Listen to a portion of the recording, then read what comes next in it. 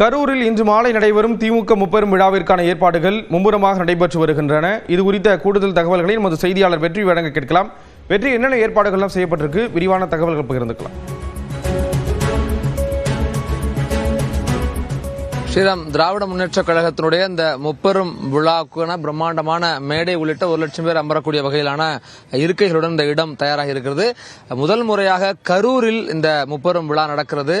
2026 சட்டமன்ற தேர்தலை எதிர்கொள்ளக்கூடிய வகையில் இந்த விழாவும் அமைகிற காரணத்தால் கூடுதல் எதிர்பார்ப்பு என்பது கட்சியினர் மத்தியிலும் அரசியல் வட்டாரத்திலும் நிலவக்கூடிய காட்சியை பார்க்கிறோம். மிக முக்கியமாக அண்ணா, பெரியார், திமுகவினுடைய துவக்க நாள் ஆகிய 3ஐயும் ஒருங்கிணைத்து நடத்தக்கூடிய விழா என்பதால் இது ஒரு வகையில் மிக முக்கியமாக கட்சியினர் மத்தியில் இருக்கக்கூடிய எதிர்பார்ப்பை கடந்து அரசியல் களத்திலும் இது பிரச்சாரத்தினுடைய துவக்கமாகவும் இந்த விழா அப்படிங்கிறது அமைகிறது. இன்னொரு மிக முக்கியம், இந்த கரூரை தேர்வு செய்வதற்கான காரணம் கொங்கு மண்டலத்தில் திமுகவை பலப்படுத்தக்கூடிய நோக்கத்தின் அதனுடைய தொடர் நடவடிக்கைகளுடைய ஒரு பகுதியாகவே இங்கு முப்பெரும் விழா அப்படிங்கிறது திட்டமிடப்பட்டிருக்கிறது.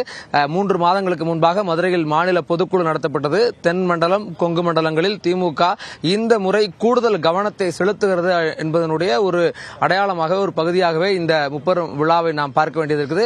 இன்றைய தினம் விருதுகள், பல்வேறு விருதுகள், பெரியார், அண்ணா தொடங்கி மு.க. ஸ்டாலின் வரைக்கும் விருதுகள் வழங்கப்படுகிறது. கனிமொழி, பொங்கலூர் பழனிசாமி உள்ளிட்ட பல்வேறு நபர்களுக்கு விருது வழங்கப்படுகிறது. முக்கியமாக இம்மாண்டு முதல் முரசொலி செல்வம், முரசொலி அறக்கட்டளை சார்பில் அவருடைய விருது என்பது பத்திரிகையாளர் பன்னீர்செல்வத்துக்கு வழங்கப்படுகிறது. இப்படி பல்வேறு விதமான சிறப்புகள் இருக்குது. இன்று மாலை 5 மணிக்கு விழா துவங்குகிறது. வரவேற்புரை துரைமுருகனுடைய அவருடைய தலைமையை தொடர்ந்து முதலமைச்சர் ஸ்டாலினுடைய உரை அப்படிங்கிறது 6 மணிக்கு மேல் துவங்க இருக்கிறது.